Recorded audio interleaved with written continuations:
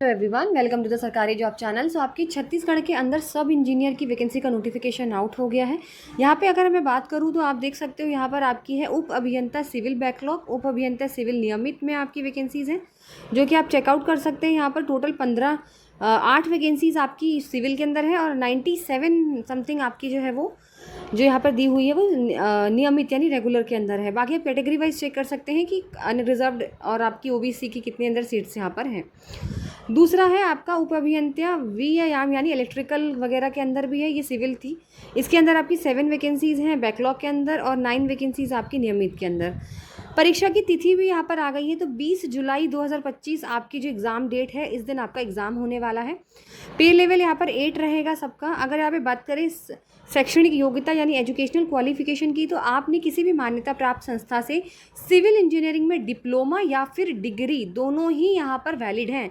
अगर आपने 4 साल की डिग्री कर रखी है तो भी आप यहाँ पे सिविल इंजीनियरिंग से अप्लाई कर सकते हैं। अगर आपने 3 साल की अगर डिप्लोमा जैसे बोलते हैं पॉलिटेक्निक अगर सिविल इंजीनियरिंग में कर रखा है तो भी आप यहाँ पर अप्लाई कर सकते हैं।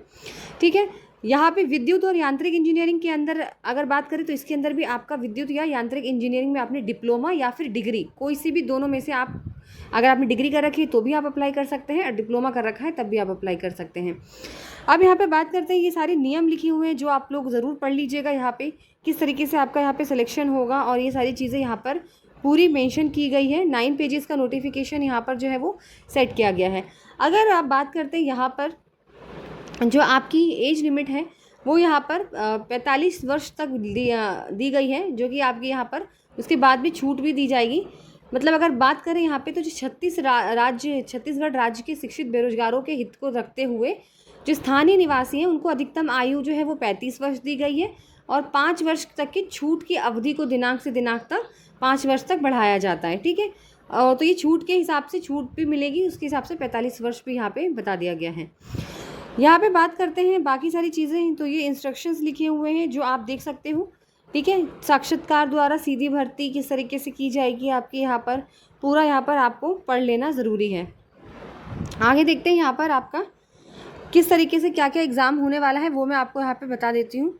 अब यहाँ पे देखिए सब इंजीनियर सिविल का एग्ज़ाम पैटर्न आपको बता देती हूँ। यहाँ पर एग्ज़ाम पैटर्न किस तरीके से है, तो सिविल इंजीनियरिंग में यहाँ पर आप देख सकते हो 100 मार्क्स का होगा, 2 घंटे का टाइम रहेगा। सेक्शन ए जिसके अंदर जनरल नॉलेज 10 नंबर की, कंप्यूटर 5 नंबर, रीजनिंग 10 मार्क्स का। सेक्शन बी आपका सिविल इंजीनियरिंग से रिलेटेड होगा 75 का, तो 100 मार्क्स का यहाँ पर हो गया। तो ये है आपका पूरा सिलेबस। जनरल नॉलेज में आपके करंट इवेंट्स वगैरह होंगे, कंप्यूटर में MS office, internet, cloud compounding. ठीक है, 10 नंबर की जनरल नॉलेज है, कंप्यूटर 5 नंबर की 5 क्वेश्चन, रीजनिंग में coding, decoding, direction, decision, alphabets, cubes, dice, सारी चीज़ें होती हैं 10 मार्क्स के। सिविल इंजीनियरिंग में आपके surveying, construction material, concrete, transportation engineering, ठीक है, hydrology, water resource engineering, structural engineering, estimating and costing, ये सारी चीज़ें आपकी आएंगी। यही अगर सिलेबस की मैं बात करूँ, सिविल की मैंने आपको यहाँ पे बता दिया है।